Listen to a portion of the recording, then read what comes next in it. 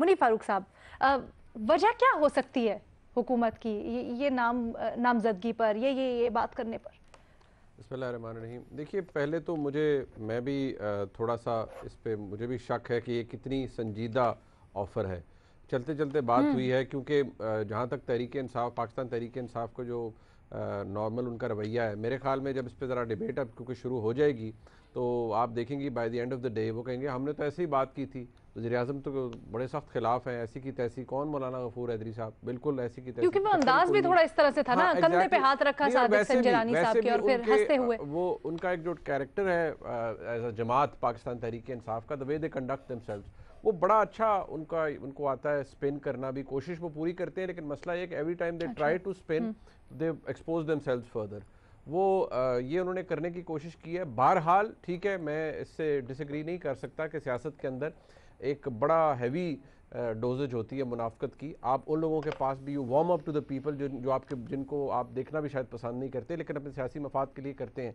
लेकिन जो हम क्यों सवाल करते हैं तहरीक इंसाफ से, या बार बार हम उनको ये कोई चीज़ आ जाती है तो हम क्यों या वो हाईलाइट ऑटोमेटिकली खुद क्यों हो जाती है, वो इसलिए वो पोजीशंस हैं जो पिछली बातें तो छोड़ दें, अब की इमरान खान साहब की बहसियत जनाब वज़ीर-ए-आज़म के, जब से वो वज़ीर-ए-आज़म है 2.5 साल से, जो उनकी अब की पोजीशंस हैं वो उनसे भी कॉन्ट्रडिक्ट कर रही होती हैं। और मज़े की बात यह है कि गिट्टे गोडे जोड़ के तमाम मतलब वज़ीर-ए-आज़म तो फरमा देते हैं, उनकी काबीना तर्जुमानों की फ़ौज वो गिट्टे गोडे जोड़ के उसको फिर जस्टिफाई करने पे लग जाती है। मैं अभी रिसेंटली एक हमारे अजीज़ हैं, दोस्त ही हमारे वफाकी वज़ीर हैं, उनसे मुलाकात हुई। यकीन मानिए वो बसद एहतराम कई इतनी शैलो गुफ्तगू करते हैं, इवन ऑफ द रिकॉर्ड भी ये लोग, कि बंदा सर पकड़ के बैठ जाता है कि भाई अब तो कैमरा ऑफ है, ये चूरन तो ना बेचें, आपको खुद पता है जो आप कह रहे हैं वो गलत है, दैट इज़ फैक्चुअली इनकरेक्ट।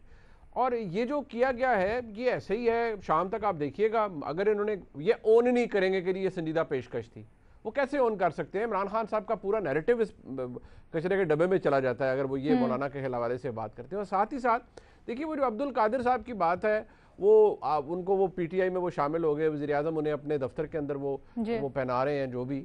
अब सवाल ये है कि मेरे लिए हैरानगी की बात नहीं है, वो इसलिए क्योंकि पीटीआई का कॉन्डक्ट है ही ये कि बड़ी माजरत के साथ कि मुनाफकत करें, चोटी की करें, और फिर आकर उसे बड़े शेमलेसली डिफेंड भी करें और कहें जी कमाल हो गया ऐसी की तैसी। अब मतलब आज आप देखिएगा ना, वो इंशाल्लाह हम चलाएंगे जितने भी वुज़रा थे जो कि वो बजा रहे थे ढोल के, देखिए जी कितना उसूली फैसला हमारी जमात लेती है कि जैसे ही एतराज़ आया बलूचिस्तान में तो फौरी तौर पर हमने टिकट वापस ले लिया। हमने वर्कर की बात सुनी, क्योंकि हमारे जो चेयरमैन हैं वो बड़े जमहूरी शख्सियत है इमरान खान साहब।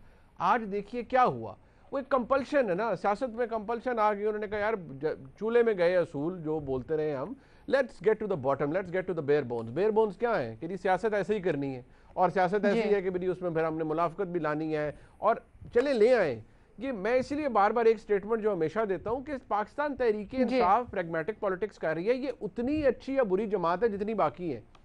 तो ये हमें अब हैरान होना छोड़ देना चाहिए कि जी ये क्या हो गया, मौलाना गफूर हैदरी साहब को डिप्टी चेयरमैन की ऑफर कर दी, और ये अब्दुल कादिर साहब का जो टिकट रिवोक किया था उनको पार्टी में शामिल कर लिया, वो 70 करोड़, वो 35 करोड़, मतलब it shouldn't surprise us any longer ना। हमें एक्सेप्ट कर लेना चाहिए कि वो एक जमात है आज की सियासत करने वाली, और वो आज की सियासत ही करेगी। जो उसूल की बात है वो तकरीरों तक है, बाकी हर चीज़ गई जान जानी चाहिए थी।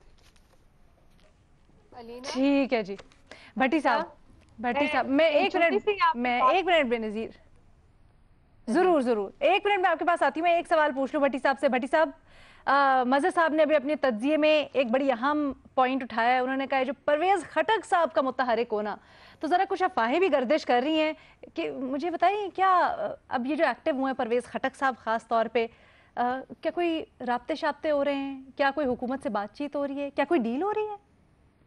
ये जो 2 बुज़दार मेरे ऊपर रिपोर्ट कार्ड में छोड़ दिए गए हैं, पहले इनसे मेरी जान छुड़वाएं। सर मैंने तो पहले भी कहा था, बुज़दारों से क्या डरना, बेचारे बेज़रर से, आप बताएं ना।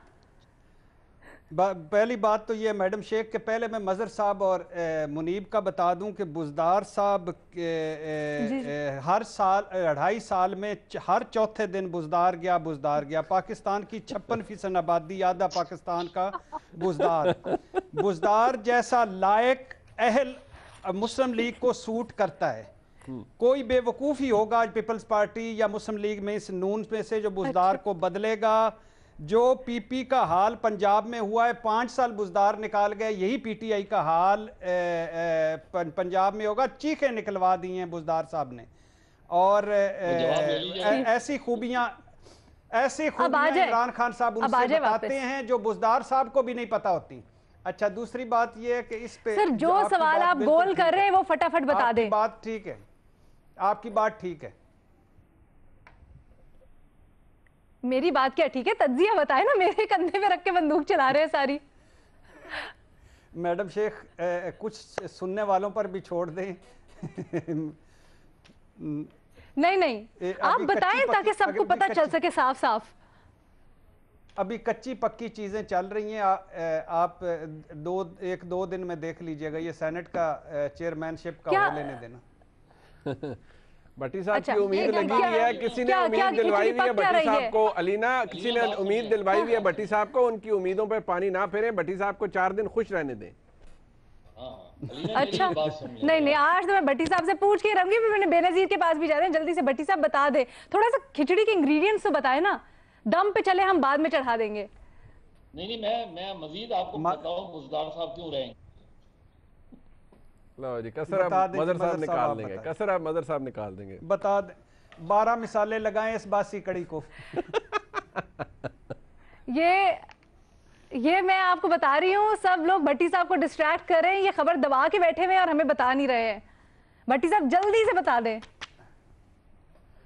ये मुनीब साहब भी ठीक कह रहे हैं, ठीक कह रहे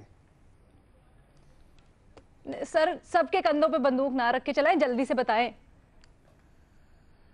मैडम शेख 1-2 दिन के बाद बता दूंगा।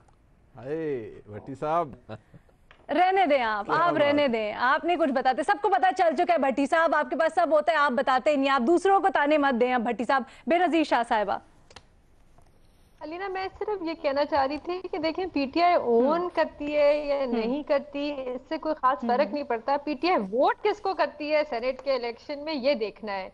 क्योंकि देखिए, पंजाब में भी हमने अभी देखा, सेनेट का इलेक्शन जब हो रहा था तो किस तरह सीटें डिवाइड हो गई। मुस्लिम लीग नून अपनी ले गई, पीटीआई ने अपनी सीटें रख ली, लेकिन किसी ने ओन नहीं किया। तो ओन मेरे ख्याल से इतना फर्क नहीं पड़ता कि पीटीआई पब्लिकली ओन करती है नहीं, लेकिन इलेक्शन वाले दिन, क्योंकि खुफिया बैलेट से इलेक्शन होता है, वोट किसको देती है और अगर गफूर हैदरी साहब के खिलाफ कोई कैंडिडेट भी खड़ा करती है या नहीं। अच्छा, ठीक है जी।